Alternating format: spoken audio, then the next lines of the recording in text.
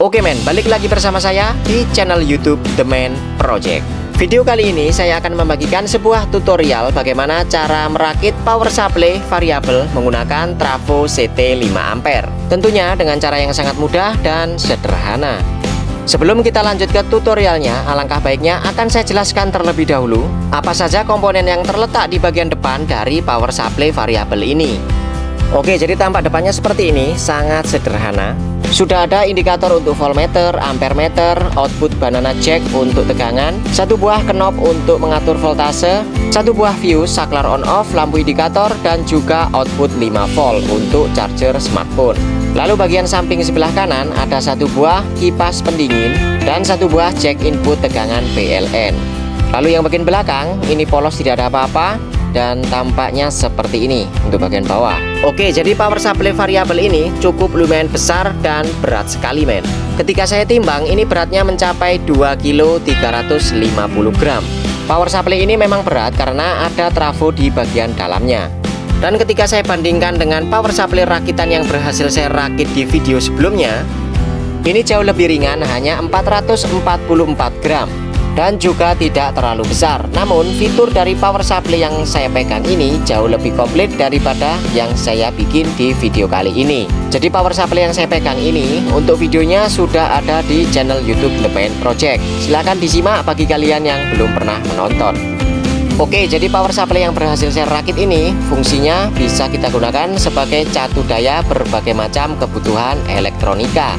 Tentunya tegangan bisa kita atur sesuai dengan kebutuhan. Untuk tegangan terendah dari power supply yang saya rakit ini yaitu 1,3 volt dan tegangan tertinggi yaitu 34 volt. Oke, sebelum ke proses perakitan, alangkah baiknya akan saya berikan sedikit contoh fungsi dan kegunaan dari power supply variabel ini. Kebetulan saya mempunyai sebuah ampli mini. Nah, ampli mini ini memiliki tegangan input 12 volt. Tinggal kita set saja di tegangan 12 volt dan ampli mini ini sudah bisa menyala. Oke, contoh berikutnya saya akan menyalakan sebuah speaker aktif portable. Jadi speaker aktif portable ini memiliki tegangan input hingga 24 volt. Tinggal kita set saja di tegangan 20 volt sebagai contoh saja. Dan speaker aktif ini sudah bisa menyala dengan baik. The Bluetooth device is ready to pair. Sebagai contoh lagi, untuk menghidupkan sebuah bor mini. Kebetulan bor mini ini dinamonya memakai dinamo 775. Jadi hanya menggunakan power supply rakitan dari trafo bekas, bor mini ini bisa berputar tanpa tersendat-sendat. Karena banyak sekali yang menanyakan kepada saya, power supply apa yang cocok untuk dinamo 775. Karena dinamo 775 ini ketika kita menggunakan supply yang kurang besar untuk ampere, bahkan tegangannya, dinamo 775 ini akan berputar tersendat-sendat. Tetapi dengan power supply rakitan dari trafo bekas ini, dinamo 775 akan berputar dengan normal tanpa tersendat-sendat sedikit pun, meskipun di voltase paling rendah. Oke, contoh yang terakhir, saya akan menghidupkan sebuah televisi LED. Kebetulan televisi LED yang saya punya ini memiliki adaptor terpisah untuk input dayanya. Untuk adaptornya ini memiliki tegangan 19 volt. Tinggal kita set saja untuk power supply variabelnya menjadi 19 volt. Lalu tinggal kita colokkan saja konektornya ke bagian televisinya. Dan televisi ini bisa menyala menggunakan power supply variabel rakitan kita sendiri. Oke, mari kita lanjut cara merakitnya dan komponen apa saja yang saya gunakan. Oke men, jadi ini semua adalah komponen yang saya gunakan. Untuk link pembelian nanti sudah saya letakkan di kolom deskripsi. Yang pertama, saya menggunakan sebuah trafo CT 5A. Kebetulan ini adalah trafo CT bekas. Untuk tegangan outputnya maksimal di 32 volt. Pastikan bila kalian membeli trafo seperti ini sudah memiliki tegangan ekstra di baliknya. Untuk tegangan ekstra maksimal di 12 volt. Jadi nanti tegangan ekstra ini kita manfaatkan sebagai catu daya kipas pendingin dan juga voltmeter. Jika kalian tidak punya dan ingin beli, ini harganya sekitar Rp80.000. Oke, selanjutnya saya juga menggunakan sebuah kapasitor dengan ukuran 10.000 mikrofarad 50 volt. Untuk harganya kurang lebih Rp10.000. Berikutnya saya juga menggunakan dua buah dioda 6 ampere. Untuk kutub katoda yang ada pergelangan warna silver seperti ini sudah saya sambung menjadi satu. Lanjut, saya juga menggunakan satu buah modul step down yang sudah lengkap dengan potensio untuk pengaturan voltase. Untuk tipenya XH-M401. Jadi modul ini tegangan inputnya 4 sampai dengan 40 volt dan outputnya 1,25 volt hingga 36 volt. Maksimal arus 8 ampere dan powernya 200 watt. Untuk harga dari modul ini cuma Rp25.000. Berikutnya ada satu buah komponen yaitu modul step down USB quick charging 3.0. Untuk harganya kurang lebih ini sekitar Rp15.000. Jadi modul ini hanya saya gunakan untuk fitur tambahan saja men. Lanjut saya juga menggunakan sebuah modul voltmeter ampere meter. Untuk harga dari modul ini cuma Rp16.000. Berikutnya saya juga menggunakan satu buah kapasitor dengan ukuran 2200 mikrofarad 35 volt. Lalu ada satu buah dioda lagi dan dioda ini ukurannya dioda 2 ampere. Terus ada satu buah saklar dan saklar yang saya gunakan ini kebetulan saklar yang memiliki 3 kaki. Jadi dalam saklar ini sudah ada lampu indikator men. Jika kalian menggunakan saklar biasa tidak masalah. Terus saya juga menyiapkan satu buah fuse yang sudah lengkap dengan sikring 2 ampere. Lanjut ada satu buah soket kabel AC 220 volt. Binding pos banana jack 4 mm female. Harga dari komponen ini cuma Rp7.000. Lalu 4 buah kaki karet seperti biasa. Kipas DC 12 volt ukuran 6x6 cm yang sudah lengkap dengan cover pelindungnya. Lalu ada juga sebuah lampu LED indikator yang sudah lengkap dengan resistor 1K di kaki yang positif. Terus ada juga beberapa mur baut dan yang terakhir ini adalah box dengan ukuran X7. Panjangnya 21,5 cm, lebarnya 14,5 cm, dan tingginya 8,5 cm. Untuk harga dari box ini cuma Rp16.000. Oke men, jadi semua ini adalah komponen yang saya gunakan. Untuk link pembelian sudah saya sertakan di kolom deskripsi video. Kita lanjut proses perakitan. Oke, seperti biasa kita kerjakan dulu di bagian boxnya. Ini sudah saya gambar tata letak untuk beberapa komponen yang di bagian depan. Lalu di bagian samping sebelah kanan juga sudah saya gambar untuk kipas dan juga soket PLN. Kita lanjut untuk melubanginya. Untuk melubanginya saya menggunakan bor mini bikinan saya sendiri dan mata bor yang saya gunakan adalah mata bor spiral. Ini mudah sekali dan tentunya sangat menyenangkan. Lalu untuk melubangi yang kotak saya menggunakan mata bor serbaguna. Jadi mata bor ini sangat praktis, bisa kita gunakan untuk melubangi, membuat pola dan sebagainya. Dan ukurannya ada yang besar juga men. Bila kalian tertarik, untuk link pembelian dari mata bor serbaguna ini sudah saya letakkan di kolom deskripsi. Tentunya ini sangat membantu kita membuat proyek-proyek yang sangat sederhana ini. Untuk melubangi tempat kipas saya menggunakan mata bor Holso dengan ukuran 2 inch. Oke, ini sudah selesai dan hasilnya seperti ini. Untuk tampak depannya ada potensio, lampu indikator, saklar on off, tempat fuse, tempat kipas, dan juga soket input dari tegangan PLN. Mari kita lanjutkan untuk pemasangan beberapa komponen. Yang pertama, ini kipas pendingin akan saya letakkan seperti ini. Untuk covernya pun tidak lupa kita pasang. Lalu untuk soket AC 220 volt kita letakkan di sebelahnya kipas. Tidak lupa kita berikan skrup di bagian kanan kirinya. Lanjut di bagian depan sebelah kiri kita letakkan modul voltmeter ampere meter. Lalu di bagian bawahnya satu pasang binding pos. Lalu sebelah kanan depan pojok kita letakkan saklar 3 kaki yang sudah didampingi dengan sikring. Lanjut untuk lampu LED indikator kita letakkan di lubang yang sudah kita sediakan. Dan juga modul USB quick charging. Kita lem menggunakan lem bakar. Untuk tampak depannya seperti ini sudah selesai dan sudah cukup lumayan rapi. Lalu untuk yang bawah itu kita sisakan untuk lubang potensio dan juga lampu indikator. Mari kita lanjut untuk penyambungan beberapa kabel di input 220 volt. Kita berikan kabel warna merah dan kita sambungkan di kaki fuse yang bagian tengah. Lalu kita solder di salah satu kaki soket 220 volt. Tidak lupa kita berikan selang bakar agar lebih aman. Setelah itu kita sambung kabel lagi di salah satu kaki saklar yang paling bawah. Untuk warna kabel ini terserah ya men, bisa menggunakan warna kabel apapun karena ini input dari PLN dan tentunya bebas untuk warna kabelnya. Setelah itu tinggal kita solder saja di salah satu kaki soket 220 volt. Untuk kaki soket yang tengah itu tidak perlu kita sambung karena itu adalah soket untuk ground. Tidak lupa kita berikan selang bakar. Setelah selesai tinggal kita berikan kabel saja di kaki fuse yang bagian paling belakang seperti ini. Dan kita berikan tambahan kabel. Lalu kita solderkan di salah satu kaki saklar yang warna kuning. Jadi ketiga kaki saklar ini ada yang warna kuning keemasan dan kita pasang di sana. Dan yang terakhir, yang bagian tengah itu adalah salah satu kaki saklar yang masih kosong. Kita sambung saja menggunakan kabel, untuk warnanya bebas. Kebetulan saya menggunakan warna merah. Setelah selesai tinggal kita berikan solasi bakar. Bila kalian masih bingung untuk menyambung saklar 3 kaki, ini adalah skemanya. Silahkan disimak dan di screenshot. Oke, setelah selesai untuk penyambungan dari input AC 220 volt, kabel yang saya pegang ini adalah kabel input dari PLN.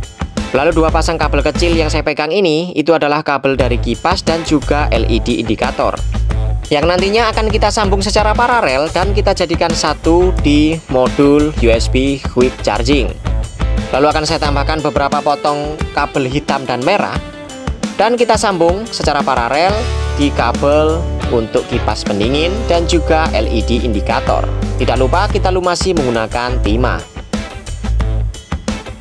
Setelah itu kita sambungkan saja atau kita solder di bagian input modul USB quick charging.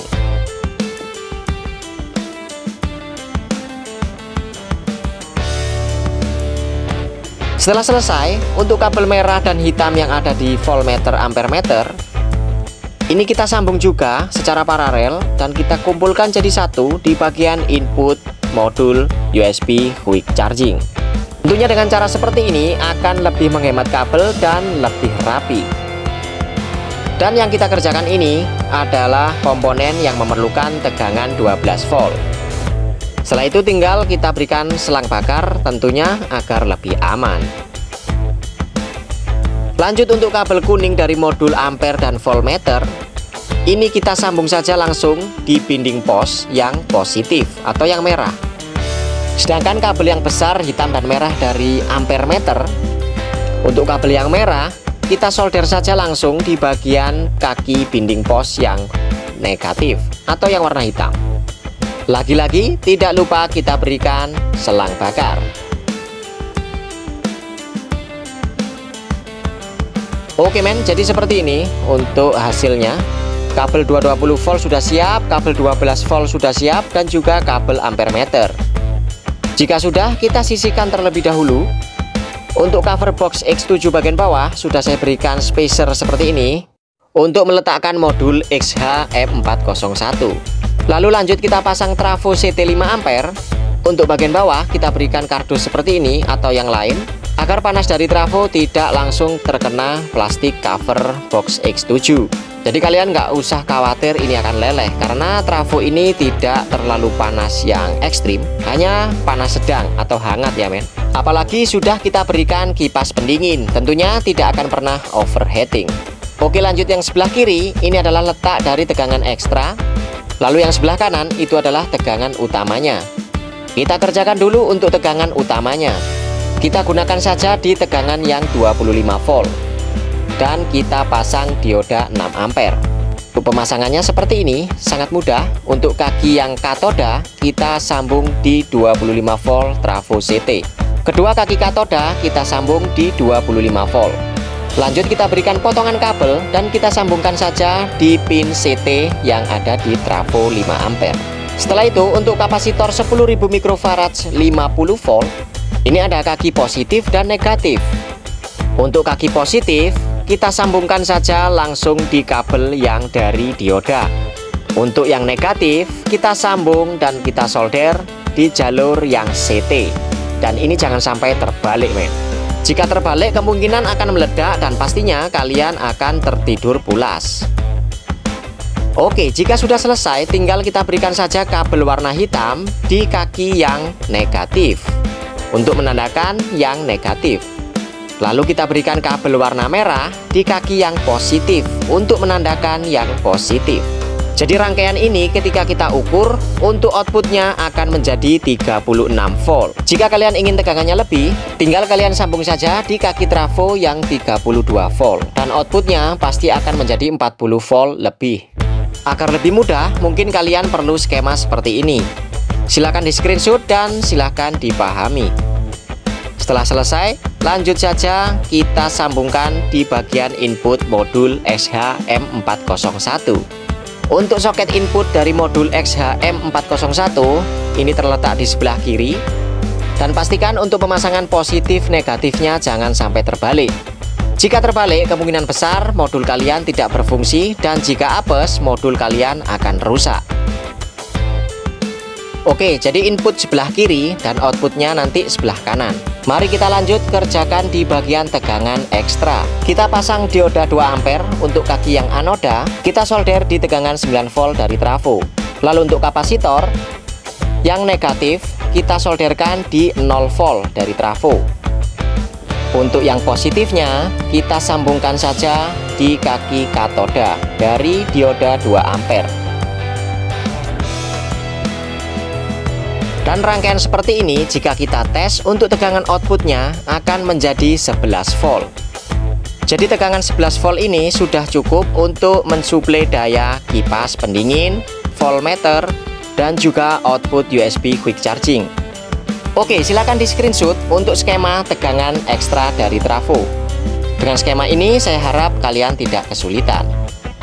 Baiklah, mari kita lanjut untuk proses penyambungan dari output modul XHM401. Kita berikan 2 buah potongan kabel, untuk positif kabel warna merah dan negatif kabel warna hitam. Setelah selesai, tinggal kita sambung saja kabel warna hitam dari output modul XHM401 ke kabel warna hitam yang ada di ampere meter. Tidak lupa kita berikan solasi bakar dan kita bakar. Kabel warna merah dari output XHM401 kita solder di kaki binding pos yang positif. Lagi-lagi kita berikan solasi bakar. Tujuannya agar lebih aman dan pastinya akan lebih rapi. Lanjut kita kerjakan untuk kabel tegangan 220 volt dan kita solder di kaki input tegangan 220 volt yang ada di trafo. Untuk kabel merah di 240 volt dan kabel hitam di 0 volt. Berikutnya, untuk kabel yang dari kipas pendingin, volt ampere meter, lampu indikator, dan juga USB quick charging, kita solder di output tegangan ekstra. Kabel hitam kita solder di kaki elko yang negatif. Kabel merah kita solder di kaki elko yang positif. Seperti ini saja, dan ini sudah selesai. Oke, akan saya jelaskan lagi. Jadi untuk tegangan ekstra 11 volt ini mensuplai kipas pendingin, LED indikator, modul USB quick charging, dan juga volt ampere meter. Sedangkan tegangan utama 36 volt ini masuk ke modul step down XHM401. Lalu untuk outputnya yang kabel warna merah langsung ke binding pos yang positif. Sedangkan output kabel yang warna hitam ini masuk dulu ke ampere meter. Lalu untuk kabel merah dari ampere meter masuk ke binding pos yang negatif. Baiklah, ini adalah skema seluruh rangkaian yang barusan kita kerjakan. Setelah semua selesai, sebelum cover kita pasang, alangkah baiknya kita tes terlebih dahulu. Apakah power supply dari trafo ini bisa kita gunakan? Dan tentunya sudah bisa menyala untuk semua komponennya. Lampu LED indikator sudah menyala dan juga modul USB quick chargingnya pun juga sudah menyala. Lalu untuk potensionya juga sudah berfungsi. Setelah itu tinggal kita tutup dan pastinya kita sekrup di bagian bawahnya. Oh iya men, bagi kalian yang belum pernah subscribe di channel The Man Project, silahkan di subscribe karena saya akan selalu membagikan video yang bermanfaat maupun tidak bermanfaat.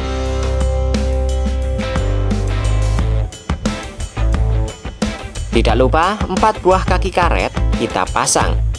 Dan power supply rakitan kita sudah selesai.